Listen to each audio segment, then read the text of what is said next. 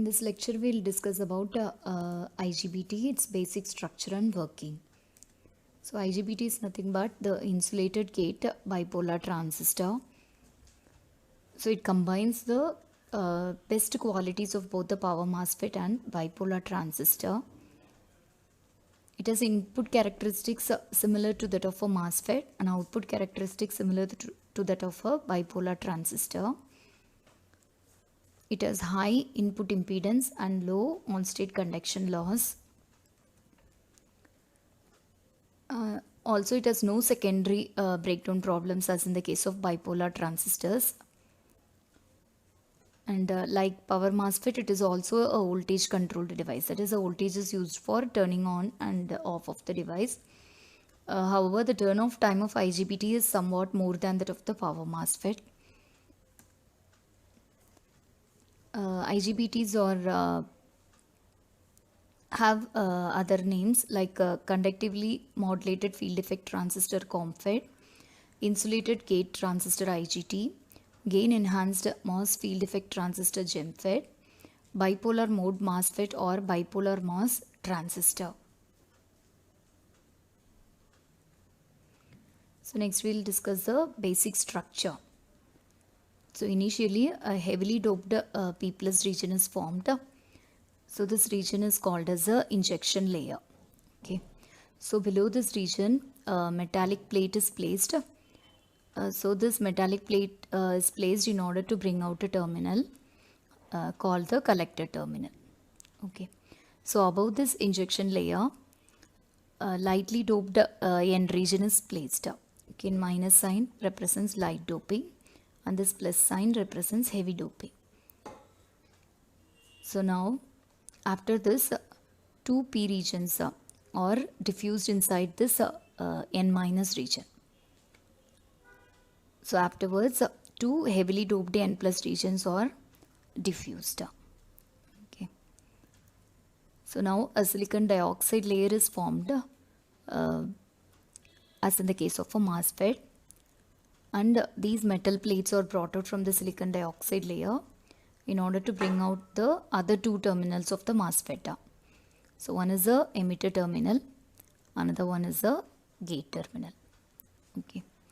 So now if you see here, in between this P plus region and N minus region, one junction will be formed, which is called as the junction J1.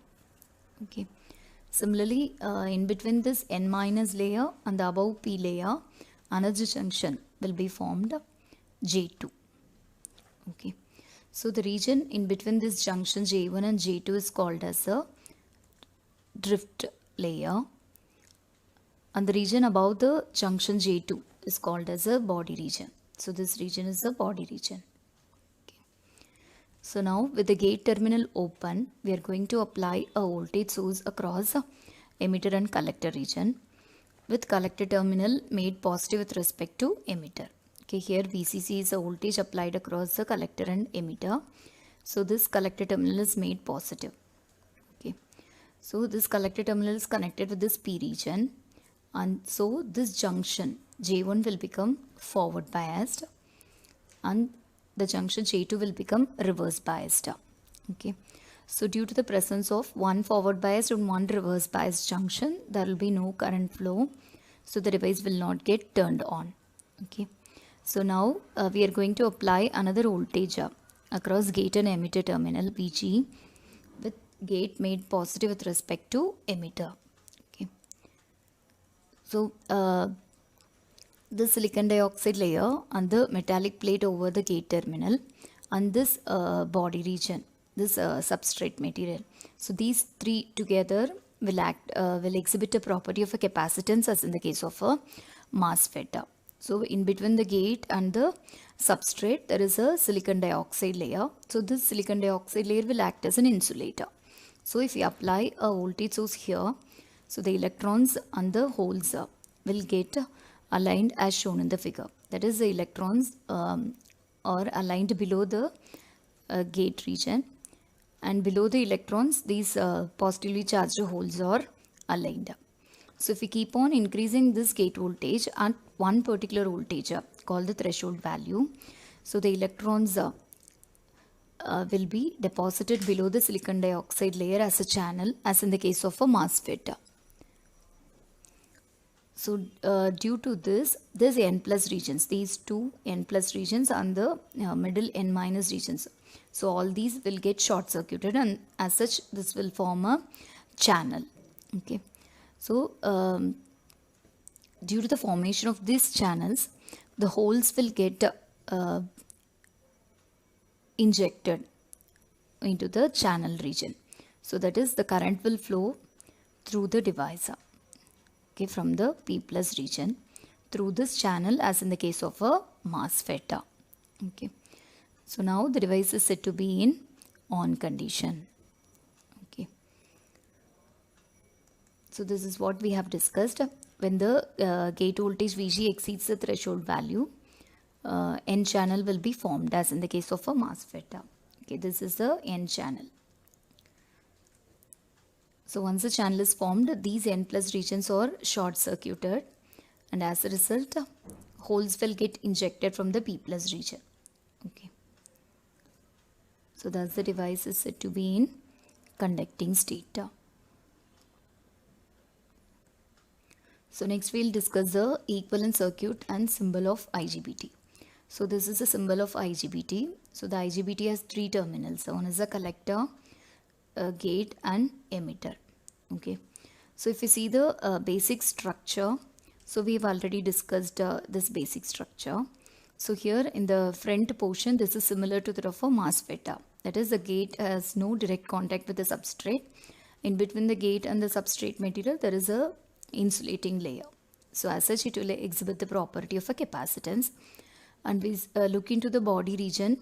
So it consists of two transistors. So one is the PNP transistor formed in between this P plus, N minus and P region, and another transistor, NPN transistor, is formed in between N minus, P and N plus region.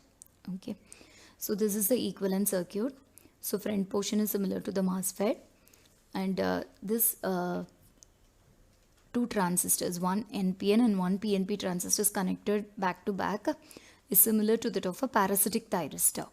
Okay, so this resistance RB is the resistance offered by the body region, and this resistance RD is the resistance offered by the drift layer. Okay, so now the collector current is contributed by both the electron current and the hole current. So this hole current is negligible order, and hence the electron current will be equal to the collector current. So next we will discuss one important phenomenon called the latching up of Igbt. So this phenomenon occurs mainly due to the presence of this parasitic thyristor. Okay, so this parasitic thyristor is present inside the Igbt. So due to the presence of this Igbt, when the collector current exceeds a certain value, that is a threshold value, then this parasitic thyristor will get latched up. Okay, so it will start conducting. So as we all know, once the thyristor starts conducting, the gate loses its control. So similarly, in the case of Igbt also, the gate loses its control over the collector current. Even when the gate voltage is reduced below the threshold value, the device will not turn off. Okay, so in order to turn off the device, we need an additional commutation circuitry, as in the case of forced commutation required for turning off of the thyristors. Okay, this is one of the important phenomenon which occurs in the case of Igbt, called the latching up of Igbt. If the device is not turned off, it may damage the device.